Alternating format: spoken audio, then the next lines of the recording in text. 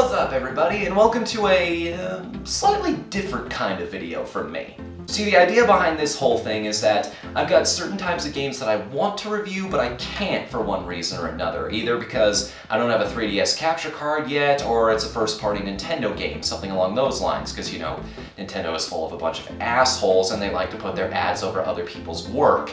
And considering I need that ad revenue to eat, here we are in a room with terrible acoustics and we're gonna be winging it.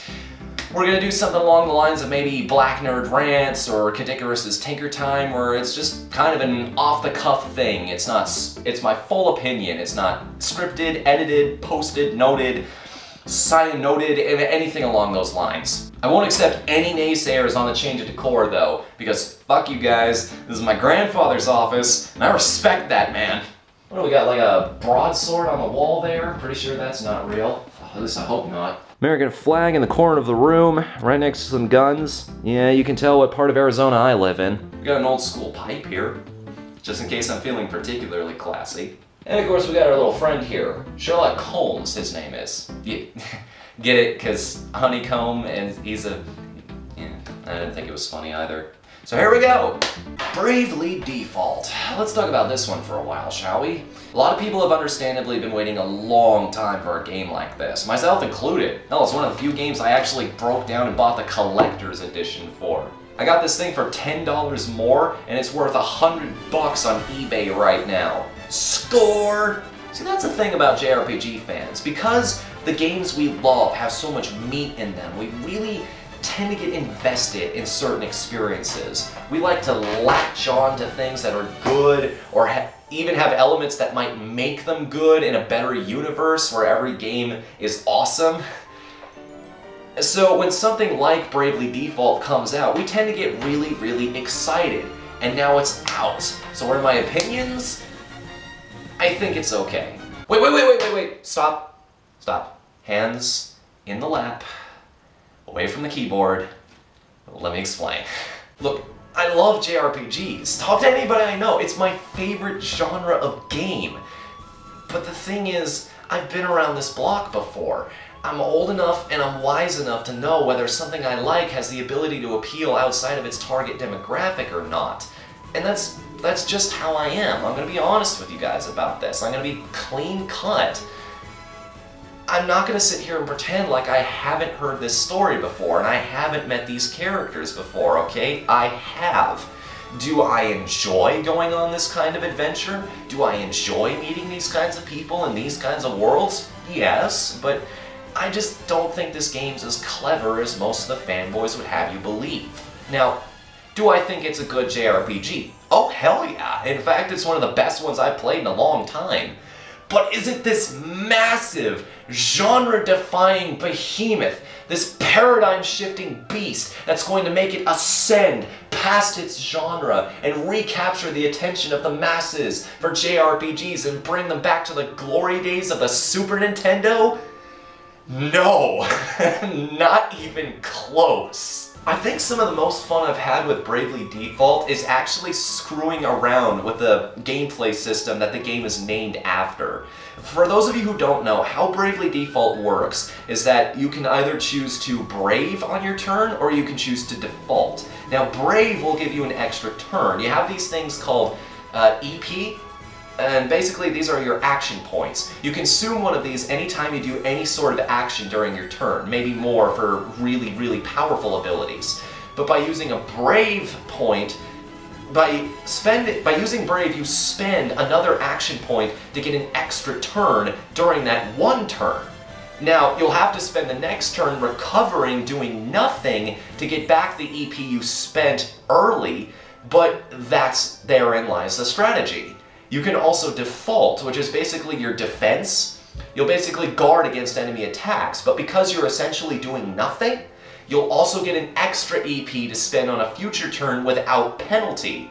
And this is what the entire game is based around, is basically figuring out how to trick this system in your favor and use all the different character classes to figure out how to best trick it in your favor. Eventually you start really figuring out how they want you to do this. I'm sure anybody playing this game for maybe half an hour or so will figure out what you're supposed to do is basically brave 4 times on your main fighter and just have him smash through the enemy ranks with 4 massive attacks and basically wipe the enemy party on the first turn. You get bonus points for that, by the way.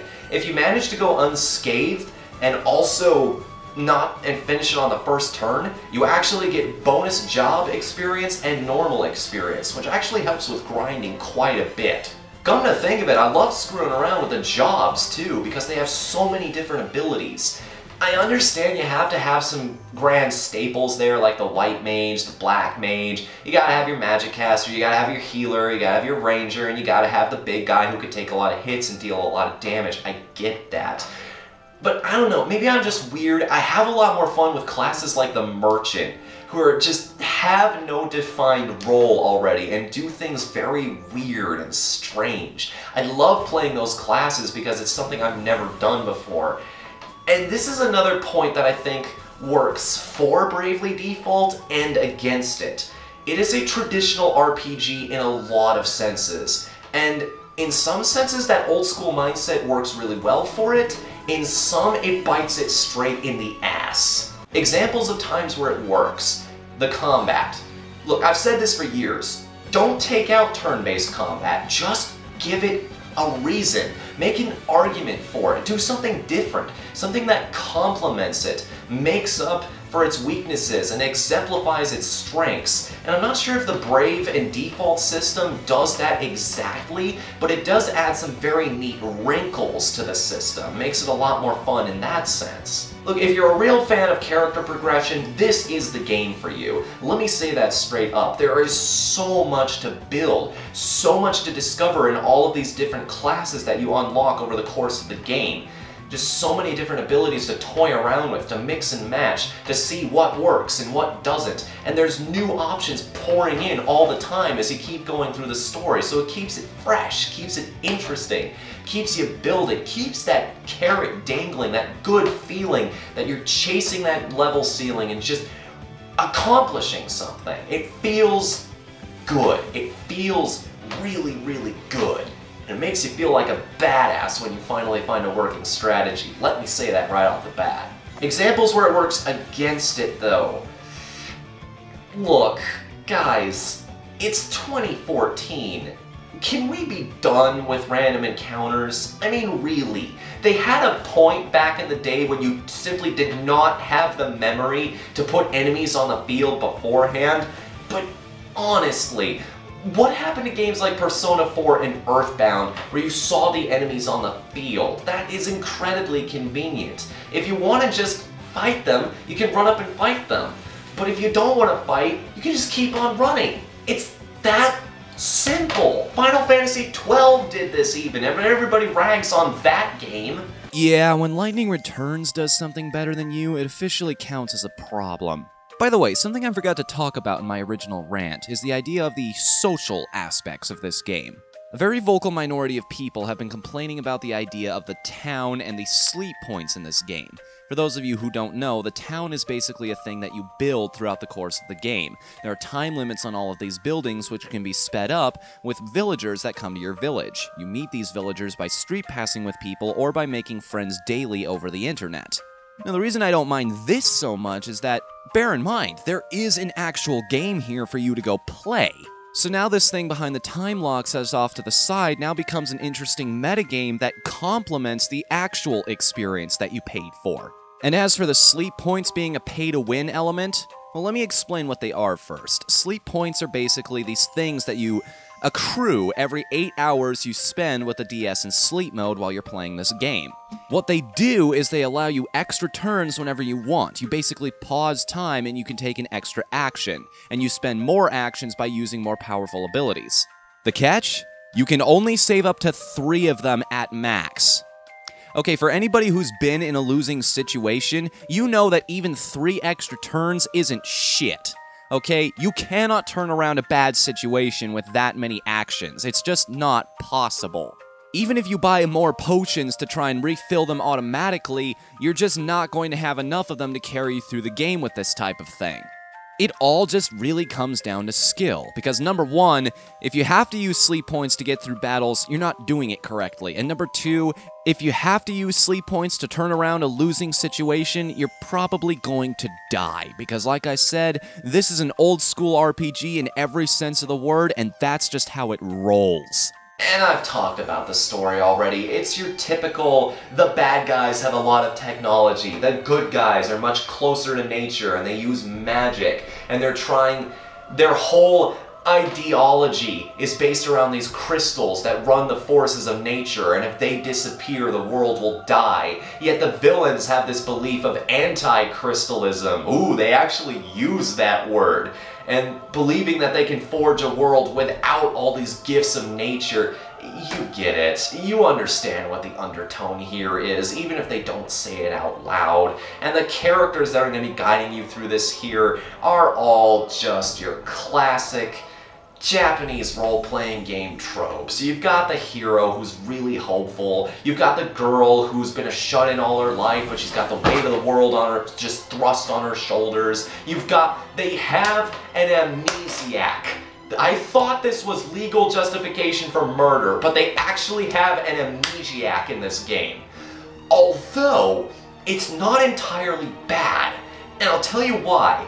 This character actually has a diary with him that is a portal into the future. He has writings of things that will not happen until later in the story. And by reading this thing early, you actually catch insight into certain events. It's a neat little thing, and it's kind of reminiscent of how amnesia actually works. You don't forget everything, just bits and pieces. So that's a cool spin. I can kind of forgive that. It doesn't excuse the fact that the guy is a perv, though. He's not, and there's two of them. Two characters that are like this constantly to both the female members of the party. They're not even funny perverts like Jiraiya or anything. They're just, it's extremely distracting. Just forgive him. Let him go be off in the corner for a bit. Although, no matter what stance you take on how good this game actually is, I think we can all agree Murgerger is a really stupid catchphrase. I don't know what happened with the voice direction in this game, okay? It's funny, it really is. It sort of reminds me of Resident Evil a little bit. But the thing is, everybody is just so dramatic in this game. And in JRPGs in general, I don't know why. Anya's especially. She sounds like she's desperately trying to get people to take her seriously after she just got done with jogging. Like, people of the city, I plead, I beg for you. Hold on a second. Yeah, I wouldn't exactly call it a reason to avoid the game per se, but just bear in mind it is, like I said, a bit distracting. But here's what Bravely Default really nails, okay? This is why this game is so good and why all the hype is justified.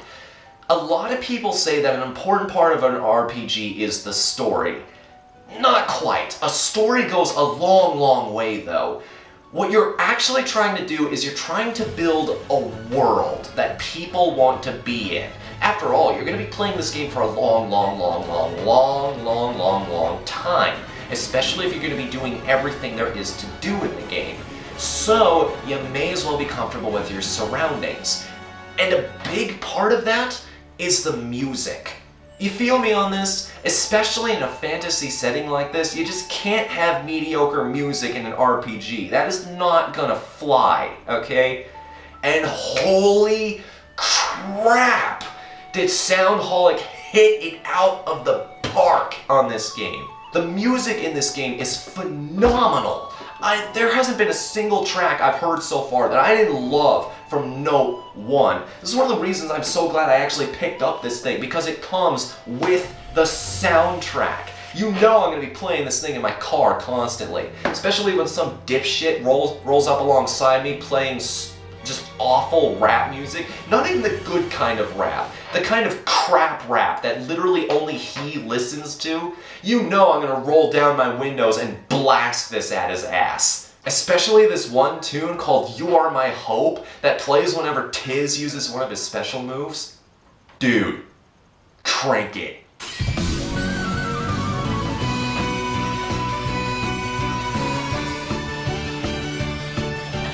Oh, I'm actually kind of dizzy after doing that. Hang on. A lot of it is just pure atmosphere. No, still not good.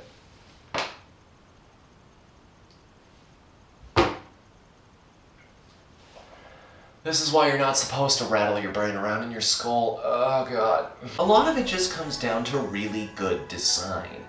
Like good enemy design, good level design. Places that feel unique and central to themselves. They have their own economy, yet at the same time they're connected to the rest of the world. It feels like a place you want to be in. It feels like a place you're comfortable, that's homey. And the music certainly sets that tone. It sets a very, very good tone. When you walk into a dungeon for the first time and you just hear those tones, those very ambient tones off in the distance that are pulling you in and just echoing off the walls of this cave, it's a very powerful thing. It grabs you. Really gives you that, for lack of a better term, that sense of adventure. That this is an adventure you want to go on, you want to be a part of, even if the characters involved with it aren't that believable. Look, what I think it really boils down to is that this game appealed to a very specific group of people for a very good reason. Because it's everything that group of people could have ever wanted in an RPG. It's everything that appeals to them. There's tons of costumes, beautiful music, it's a great world, it's coming straight from Square Enix, the guys who made games like this all the time back in the day. Yeah, you remember that era? Maybe if they start doing that more often, we'll go back to the glory days. Maybe then people will start taking JRPGs seriously. For now, I'm happy with what I've got, and you should be too. Bravely Default, yeah, definitely pick this one up. Or though, buy my collector's edition if you want. $100 right in my pocket, baby. Not yet though, still not done. In fact, see you guys later.